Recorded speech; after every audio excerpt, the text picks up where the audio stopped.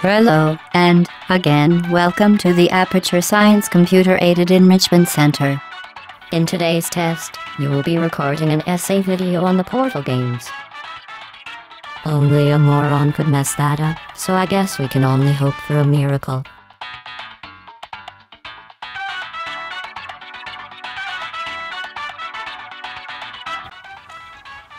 Hey everyone, you may be wondering why I have a bunch of tape around my head, and that would be because for that last bit there, I taped my phone to my head so I could get a first person view. So don't worry, this is coming off for sure. It wasn't worth it, I'll tell you that for free. But before we get started here, I want to give a fair warning that this is going to have spoilers in it, which kind of goes without saying, but if you haven't played Portal and you ever intend to and you care about spoilers, go ahead and click out of this video because it will spoil it, and I would be sad if I spoiled it to you. All right? Thank you. Anyway, now that those losers are gone, the Steam Summer Sale was a month or so back, and I, being unable to pass up any possible chance to spend money where I don't need to, decided to purchase a couple games. Jedi Academy, The Force Unleashed, Lego Indiana Jones, Fallout 4, which was actually the game I was planning on playing and the only one I intended to buy from the get-go, but it turns out it will not run on my computer, Lego Indiana Jones 2. And I was really excited to play these games that weren't Fallout 4 when a sudden urge hit me. An urge to go back to my roots. Games I had played in the past started flitting through my memory. Should I replay New Vegas? No. Should I replay KOTOR, my first love? No, that's not it. It was something much further back in my mind, in the days when I wasn't even allowed to play video games, when I would sneak into this very room to watch my brother play video games when I knew I wasn't allowed to, because it would rot my brain or something. My fingers started brushing the keys like clockwork, and before I knew it, there it sat before me, a mere $3 for both games. Portal.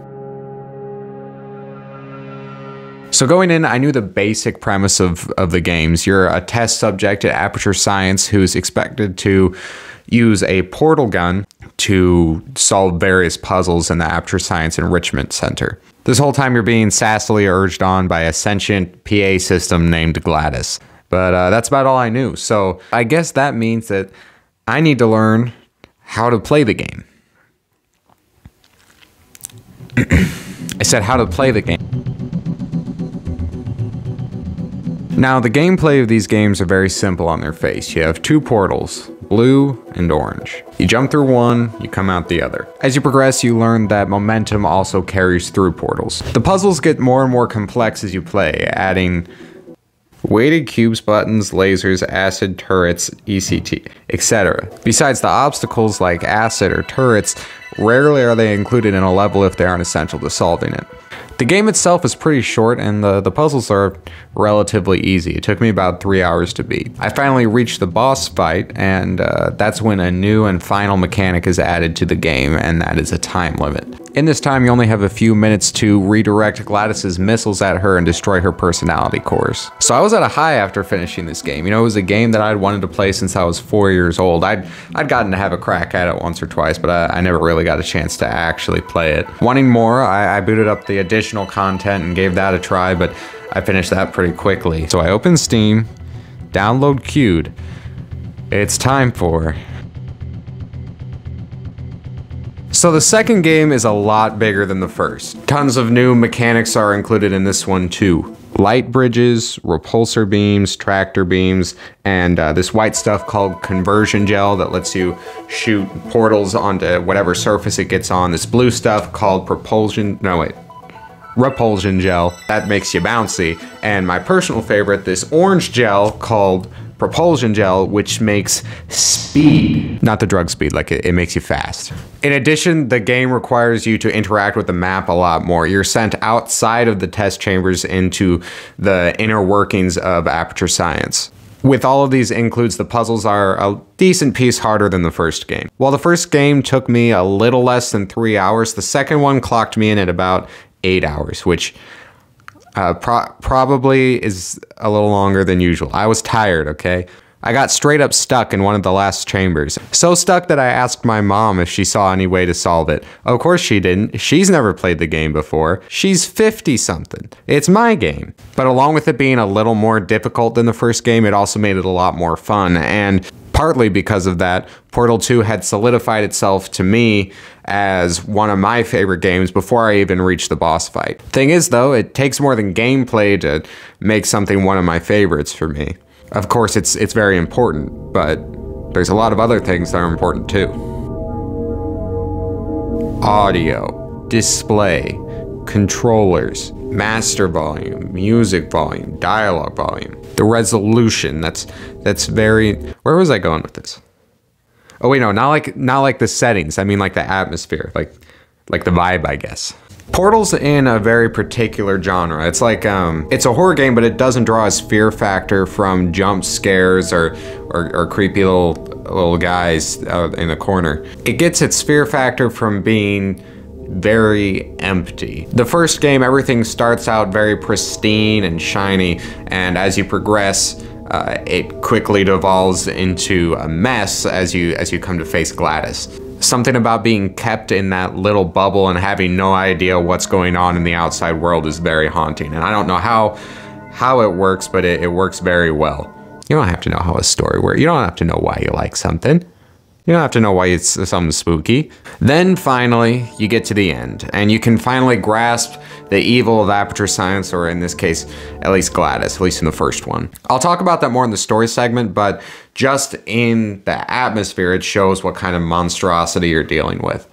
The boss fight really reminded me of the two most irrational fears I have, and that is large moving objects and robotic voices. Like, bad enough that I start to feel a little panicked. Don't judge me. I was attacked by a PA system as a child. The second game feels much less pristine even from the get-go. Everything's more broken down while still being advanced and futuristic, much like a Fallout game. You do leave that aesthetic for a while though, moving back into the main part of Aperture. It's a lot darker than the first game, but still pretty similar in the whole vibe. In this one, you're venturing into Aperture to find lost relics of the past, so it retains its mystery while showing you where you stand in the Portal/Half-Life universe. You fall a lot in this one, very, very large distances. Everything feels very massive and big in this game. I was thinking while playing it that I'd like to play it in VR, but I think what would happen is I'd have a panic attack and then die. On top of that, both games really utilize dark humor very well. It fits the theme perfectly. I'd be remiss if I didn't mention the graphics in this game, because like, people were losing their mind over Skyrim in 2011, but in 2008, Portal's over here on the Source engine and looks pretty modern even to today. Of course, it would look a lot better today, but it never once gave me pause. You know, when you boot up an old game and you can count the pixels and you just like, you have to mentally prepare yourself to play. Don't have to do that with Portal. It still looks very good. The music in these games go pretty hard too. If I was smart, I've already included them in editing. A little reminder to my editing self there to please put it in. Do it! But in regards to music, the second game, and maybe the first, I don't remember, I played a lot more of the second game than the first. In the second game, the music responds to what you're doing. For example, if you're running on the speedy orange gel, then there's fast-paced transcendent music playing, and if you're bouncing on the bouncy blue gel, then there's like there's bouncy music playing. Anyway, the music ties it all together, and Half-Life does that too, but I'm not talking about Half-Life, and I haven't played most of Half-Life. But now it's on to my favorite part of my videos, and that is it's story time. The story in these games are really cool. And yes, I am drinking sparkling water through a metal straw, because I thought it was going to be clear so I could drink it with my Invisalign, but it's not. They put color in it, and now I have to drink it through a metal straw like a massive tool. Thanks for asking. And it's not even that good. But in this game, you play as a silent protagonist named Chell. You wake up in a stasis chamber unaware of who you are or what's going on or what you're doing. As you play through the first game, the only revelation you come to is that you're not the first person to be victimized by Aperture, and Aperture is absolutely evil. At the end of the game, you beat Gladys and you are blasted back to the surface only to be dragged back down by some sort of robot. It doesn't sound like much of a story, but for a 3-hour-long puzzle game, it's fitting in quite a bit. The second game starts out much the same way. Chell wakes up in a relaxation chamber or something like that. She's in a bed. She wakes up and she's told by a robotic voice to do various upkeep tasks for herself. For example, well, I'll just play the clip. There is a framed painting on the wall. Please go stand in front of it. This is art. You will hear a buzzer. When you hear the buzzer, stare at the art.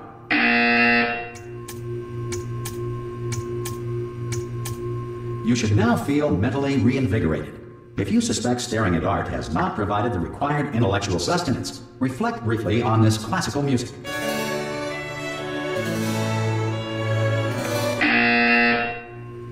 Good. Now please return to your bed.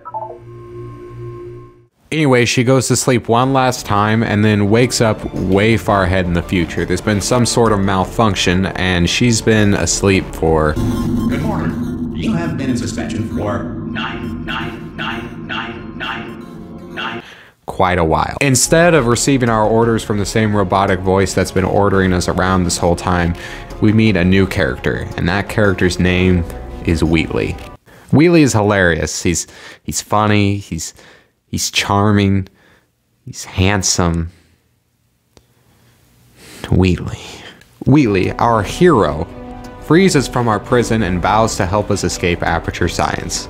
We pick our way through the remains of Aperture Science until we come to Gladys's chamber, where Wheatley is pretty sure that she's gonna kill us. Fortunately for us, Gladys is offline because of what we did the past game. But Wheatley also accidentally reactivates her. Tell you what, plug me in and I'll turn the lights on. Let there be light. That's, God. Just quoting God. Oh, look at that! It's turning. Ominous. But probably fine, as long as it doesn't start, moving up. Now. Escape pod, escape pod. It's moving up. Okay, no, don't worry, I've got it. This should slow it down. No, makes it go faster. Uh-oh. Power up initiated. Okay, don't panic! Alright, stop panicking. I can still stop this. Oh, there's a password. Okay, it's fine. I'll just hack it. Not a problem. A.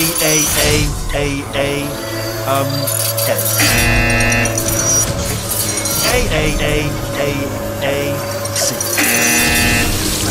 Wait, did I do B? Do you have a pen? Start writing these down. Power up complete. I don't. Okay. Listen. All right, new plan. Act natural.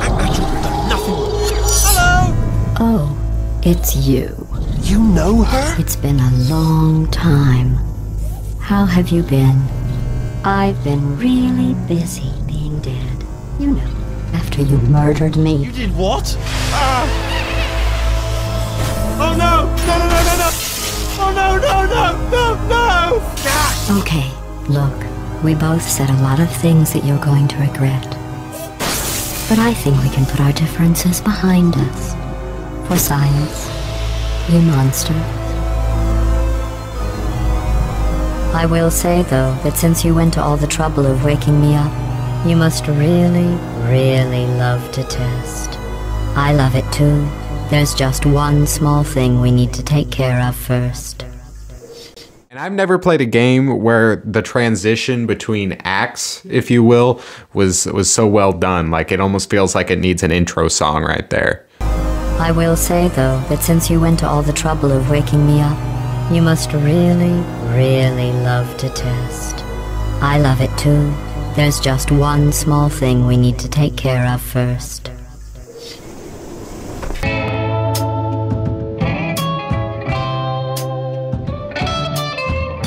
So Gladys is a little angry. It turns out that she didn't like being killed very much, and according to her, her programming made her re-watch her death over and over and over again to analyze what went wrong. But now she has the opportunity for revenge. So all of a sudden we're back where we started, and Gladys, with newfound sass, is putting us through a series of tests she claims will only end when we die, and then she'll try to put us back together, revive us, and keep it on going. So buckle in, it's gonna be a long ride. Fortunately for us, we still have an ally. Every once in a while, we'll see something lurking behind a panel, something moving in the corner of the room. And after several tests with no end in sight, Wheatley reveals himself. He wasn't killed after all, and he's here to break us free once again. What's going on? Who turned off the lights? Hey, buddy, I'm speaking in an accent that is beyond her range of hearing. I know I'm early, but we have to go right now. Walk casually toward my position, and we'll go shut her down. Look, Metal Ball, I can hear you. Run! I don't need to do the voice. Run! And now we're on the run, climbing stairs, scaling scaffolding, climbing stairs. There's a lot of stair climbing in this part of the game. Into the depths of Aperture you go, discovering the remains of the old company. You even find a science project that you made there. It's got your name on it and everything. Anyway, with Wheatley by your side, you sabotage Gladys's weapons one by one. And there's two of them, so you sabotage two of her weapons. Now you're face to face with Gladys. She's back to her old tomfoolery. She traps you in a glass box and tries to kill you with her two old tricks, but both those you broke both of those. Oh, and she's using turrets now, so I guess that's one more. And now here he comes, rolling like a ball. Wheatley once again saves the day. You insert him into the override and push the button, and now Wheatley is in control of the entire facility. He calls the lift, you get on it, and as it rises to the ceiling, you can feel the game coming to an end when Wheatley has a revelation. Let me tell you, I knew it was going to be cool to be in charge of everything, but wow, this is cool. And check this out, I'm a bloody genius now. Estás usando este software de traducción de forma incorrecta. Por favor, consulte el manual. I don't even know what I just said, but I can find out. Oh, sorry, no, the lift, yes, sorry, keep forgetting. This body's amazing, seriously. I can't get over how small you are, but I'm huge.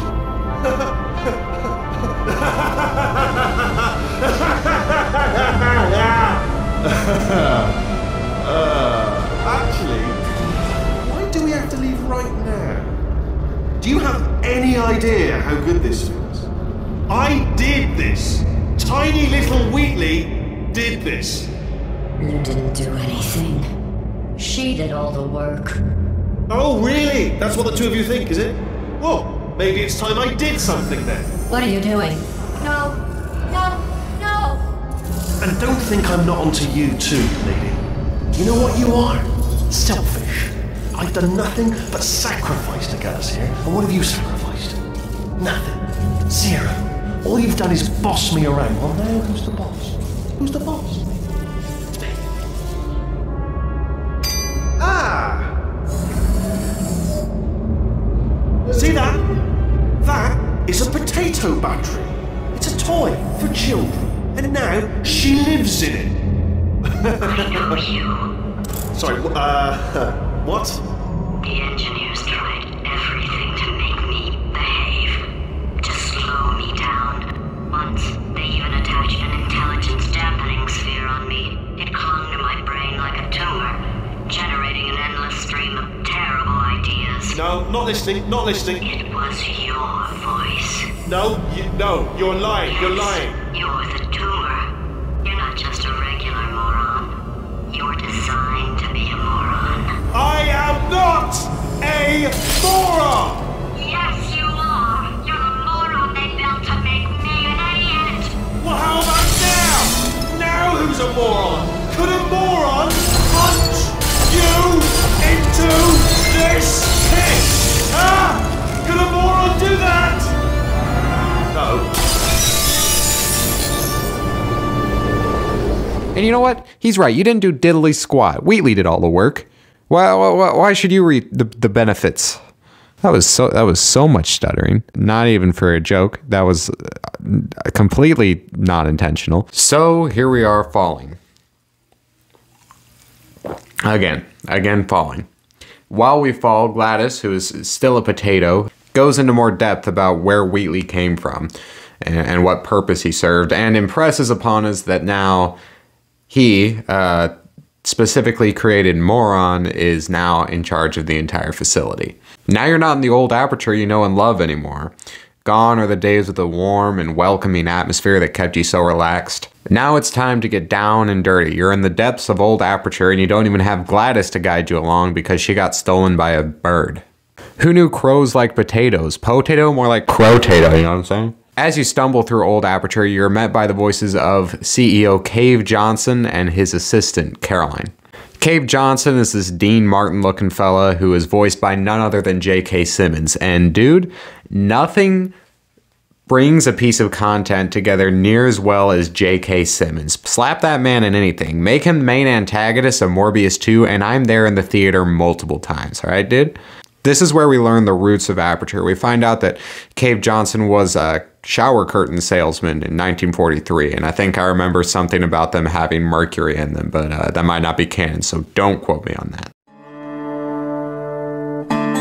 Whether or not his dealings were questionable then doesn't really matter because they certainly moved on to be. After hitting the big time, Cave decided to move on to the realm of science, pushing the boundaries by being as unsafe with his testing as he could be.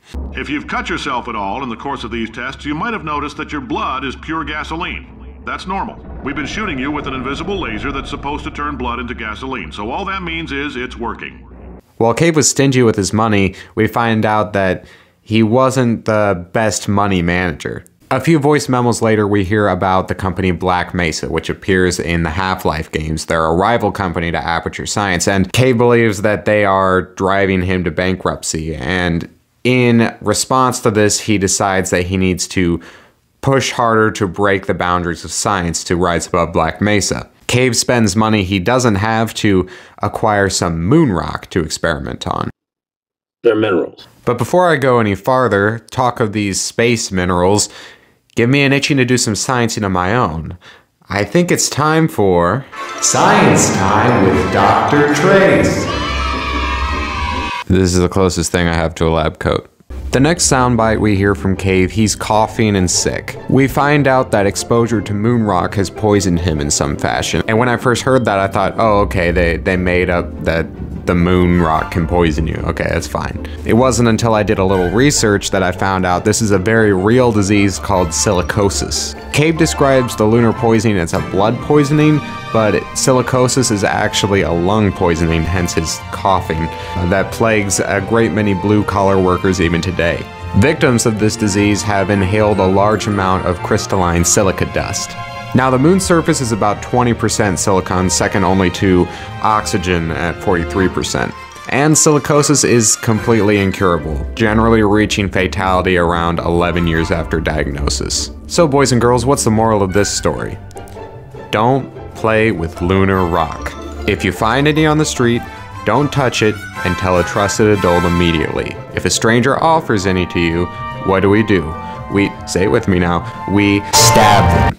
Anyway, because of his diagnosis, Cave Johnson feels as though he needs to rush along experimentation even further to potentially cure himself of this poisoning. It turns out lunar rock is a great conductor for portals, and from this point on, lunar gel will be present in most of our tests. We have to navigate our way through these old test chambers, each becoming more dangerous than the last, and by this point we have found Gladys once again and scared the bird away. She warns us that Wheatley is dangerously close to destroying the entire facility, and the only way to save the facility is to put her back in control. With our newfound partner lodged onto the end of our portal gun like a potato corn dog, and while completing one of the tests, Gladys hears one of Cave Johnson's audio logs, and well, I'll just play the clip.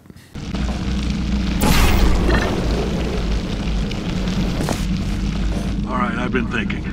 When life gives you lemons, don't make lemonade. Yeah. Make life take the lemons back. Yeah. Get mad. Yeah. I don't want your damn lemons. What am I supposed to do with these? Yeah, take the lemons. Demand to see life's manager. Yeah. Make life rue the day it thought it could give Cave Johnson lemons. Do you know who I am? I'm the man who's gonna burn your house down with the lemons.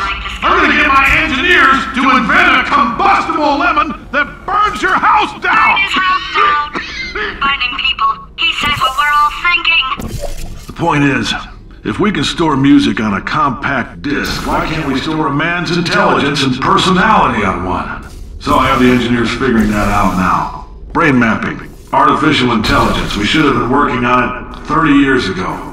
I will say this, and I'm going to say it on tape so everybody hears it 100 times a day.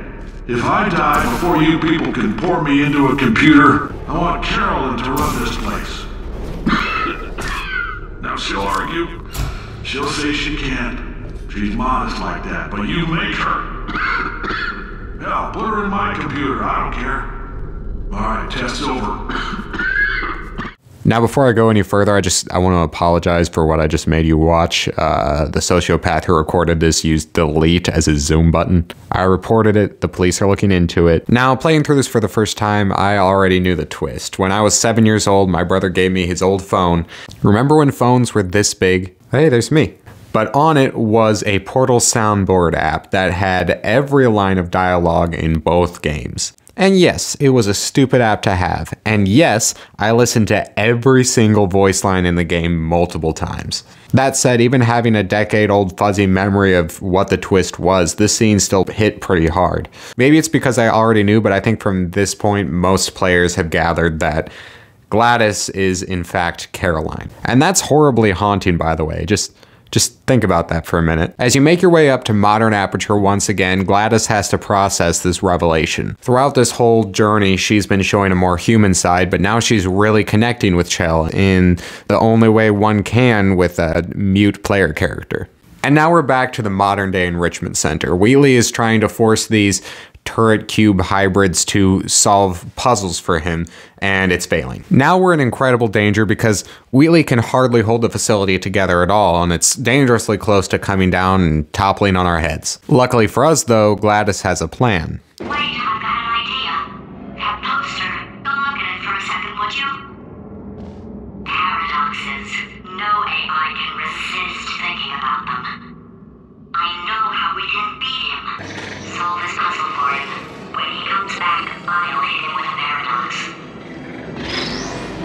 Ah, yes! I knew you'd solve it. Hey, moron. Oh. Hello? Alright, paradox time. This sentence is false. True. That didn't work. He's too dumb. Or maybe too smart? And now that we're once again in his clutches, it's back to the old testing grindstone. In Gladys's body, Wheatley is addicted to testing. You have no idea what it's like in this body. I have to test all the time, or I get this itch, you know? It must be hardwired into the system or something. Oh, but I tell you, when I do test, oh man alive, nothing feels better. That's why I've got to test, that's why I've got to test.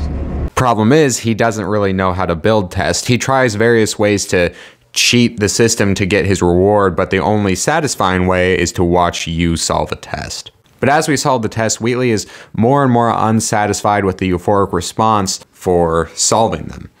Alright, so that last test was seriously disappointing. Apparently, being civil isn't motivating you, so let's try her way, alright? Fatty, adopted fatty, no parents. Apparently, Gladys's old body also builds up a tolerance to these euphoric responses, and it's building up a lot quicker than Gladys thought it would. So Wheatley gets more and more agitated with each test. In a Hail Mary to get his fix, he moves the test chamber closer to his own chamber, hoping that proximity will somehow increase the response. What was that? Nothing. Oh, sorry, could have sworn you said something.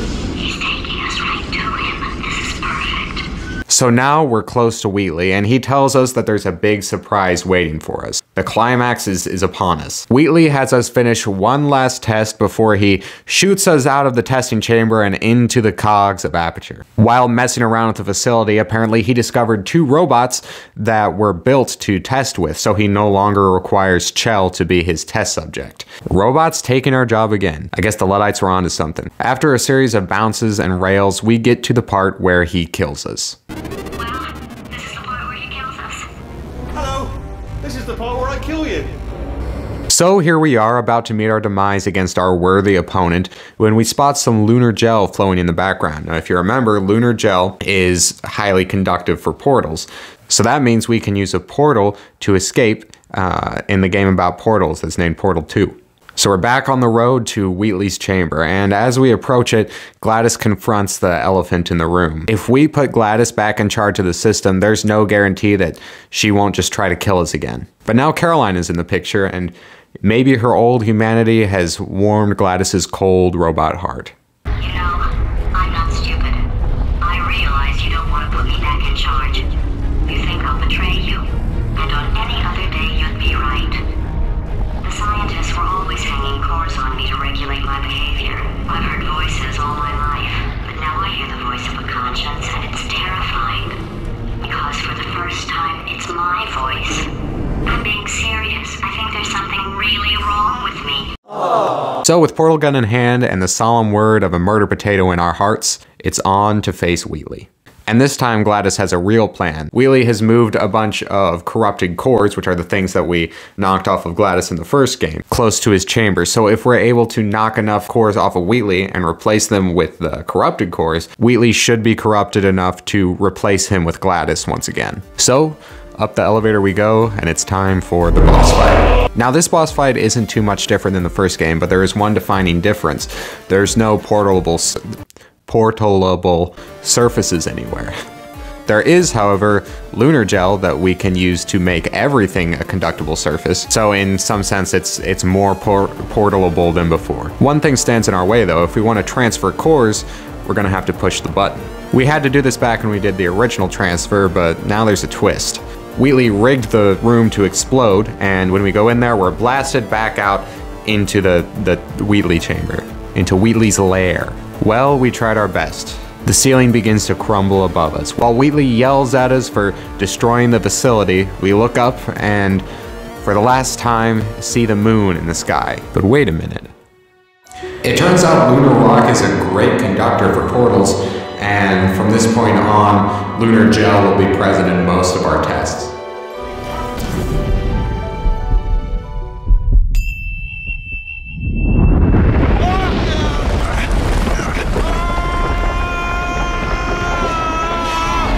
Space!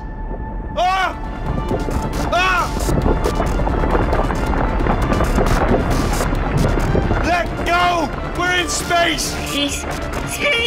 Let go! Let go! I'm still connected! I can pull myself in! I can still fix this! I already fixed it, and you are not coming back. Oh no! Change your plans! Hold on to me! Tighter! Grab me! Grab me! Grab me! Grab me!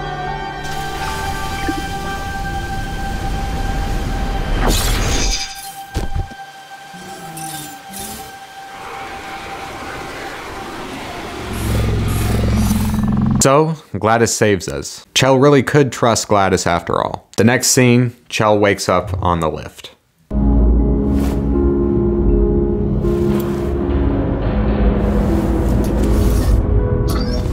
Oh, thank God, you're all right. You know, being Carolyn taught me a valuable lesson. I thought you were my greatest enemy, when all along you were my best friend. The surge of emotion that shot through me when I saved your life taught me an even more valuable lesson, where Carolyn lives in my brain. Carolyn, delete. Goodbye, Carolyn. You know, deleting Carolyn just now taught me a valuable lesson. The best solution to a problem is usually the easiest one. And I'll be honest, killing you is hard. You know what my days used to be like? I just tested. Nobody murdered me, or put me in a potato, or fed me to birds. I had a pretty good life. And then you showed up, you dangerous, mute lunatic. So you know what? You win. Just go. It's been fun. Don't come back. And that's the whole story. Did I need to recite the plotline of both games? No. But was it fun? You tell me. Yeah. Well, I did it for a reason. You see, if you subscribe to me, you know that I like to dissect stories and find the message behind them. It's much harder to extract messages from video games for some reason. Maybe it's because the story is stretched so thin across gameplay. Who's to say? I really couldn't make heads or tails of it till I started searching online. That's where you know you're getting the best information. Sorry, did I say best? I meant most. Because I certainly got a lot of different answers. Things like everyone's a moron, or power corrupts, or about abuse. Abuse isn't real. Abuse isn't a real thing. I even saw one that said they were a metaphor for lesbian relationships, and I'm sorry, I just don't see that. However, a couple of those did get me thinking in the relationship ballpark. I had seen a certain theory that was apparently pretty popular that implied that Chell was Caroline/Gladys's daughter. I'm not going to get into the why of it just because I'm not sure I believe it. I'll probably link a video about it in the description if I remember. The idea alone is an interesting thought though. And I think this story reflects on motherhood, or at least parent-child relationships in some sense. Gladys starts out guiding Chell along in a fashion that is, at the very least, somewhat safe. Then she starts behaving toward her in a more self-serving fashion and becomes much more strict on Chell, dangerously so. The more Chell tries to be an individual, the more dangerous Gladys becomes. Chell has to fight tooth and nail to break free and literally lands herself in a place that she's worse off than before. Gladys is out of the picture, yes, but Chell's world has literally crumbled around her. In the second game, she makes a new relationship, but it's not a good one. That relationship leads her down a road that inevitably brings her back to Gladys. And now that she's back in Gladys's clutches, what very little trust was afforded to her before is now completely gone. Chell is much worse off than she was before, but there's still Wheatley, the parasitic plus one. And gradually he's able to gain enough sway in Chell's life to take the driver's seat that Gladys was once in. Now Gladys is in the picture, but she's not in control, and still neither is Chell, it's Wheatley. And the dynamic continues to worsen until Gladys and Chell are able to come together to remove Wheatley from Chell's life. Along the way, before she can forgive Chell, Gladys has to remember who she once was. She was Caroline, and even Gladys says that Caroline was a lot like Chell. She was a lot like you, maybe not quite as heavy. Now little Carolyn is in you too. Only then can she help her. And then once Wheatley is gone, Gladys realizes that she has to let go of Chell for Chell's sake. And I'm sure this interpretation isn't airtight, but I like to think it's pretty strong. I think it goes back to strict or uncaring parenting, watching a child struggle to break free only to land themselves in a worse situation than they were in the first place. I've seen it happen, I'm sure most of us have. It rings true to me anyway. Let me know in the comments if it means something else to you. But for icing on the theoretical cake, as Chell ascends through the elevator to the surface, the turrets line up and sing a song for her, eventually accompanied by Gladys's voice. Now, Gladys sings in Italian, but if translated to English, it reads, "My dear child, why don't you walk far away, so far away from science? My dear, dear baby, ah my beloved, ah my dear, ah my little girl, oh my dear, my dear." Sounds like a parent's farewell to a child to me, but not the way I sing it. I sing it like a robot. That is what Gladys is, though.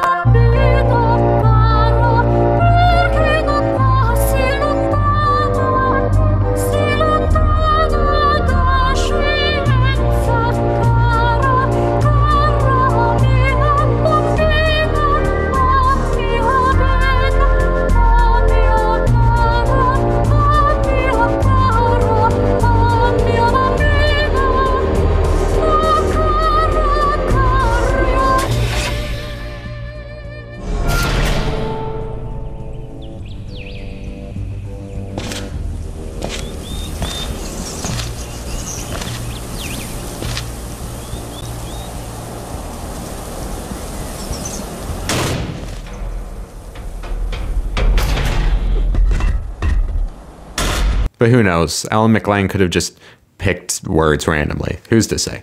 And just like that, it was over. Gladys's singing filled me with sadness because I knew no more Portal. Call me Wheatley because I'm suffering from testing withdrawal, dude. Never thought I'd say that. I mean, I know there's Mel on Steam, but that doesn't count. Come on. I did the community test chambers too, which I didn't really do a lot of, so I won't speak on it, but I did do one other thing. I wanted to call my brother to talk about the games. After all, he was the guy who introduced them to me, and talked about it for a while, and he said he remembered co-op mode, which I saw on the menu screen but hadn't even touched, and apparently he hadn't played it yet either. So that weekend we hopped on, and it was so much fun.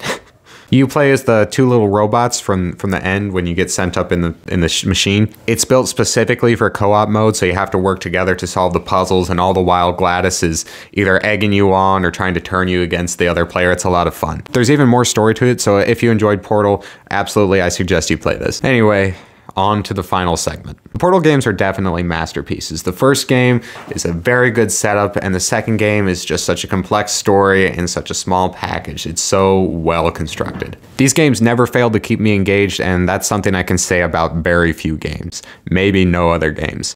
There's always been a push for a Portal 3, but it seems like the story has been told in its entirety, no? I'm all for rebooting an old franchise. You know, I'm still waiting for Firefly Season 2 or a KOTOR 3, which we'll never get because they couldn't even be bothered to finish the second one. It might be nice to get a new installment of something we loved, but sometimes I think it's just best to leave well enough alone. Finding it, though, that's not the hard part. It's letting go. But thanks for watching. I usually say that I had a lot of fun making this, but this one was an absolute nightmare to make. I haven't done one on a video game before, and I don't think I will for a long time. There's so much that you have to cover when doing this, and I wound up like overburdening my editing software. So the first half of this is actually a screen recording of my editing software that I had to cut down. So if the quality was a little jumpy, that's why. Sorry about that. But if you stuck around all the way to the end, glad to have you here. I have another video planned this time, and I'm really excited about it. It's going to be a lot more. I'm going to like it more than this one. Again, sorry about my editing software. You know, when life gives you lemons, don't make lemonade. Oh no. Make life take the lemons back. Get mad. I don't want your damn lemons. What am I supposed to do with these? Well, here we are again at the end of my video. Remember when you watched my video? Oh, how you laughed and laughed, because I am so funny, and also cool and handsome, and my videos are nice. You should like and subscribe now. That's what I'm counting on. I used to just want your views, but now it'd be pretty cool if you'd like and subscribe.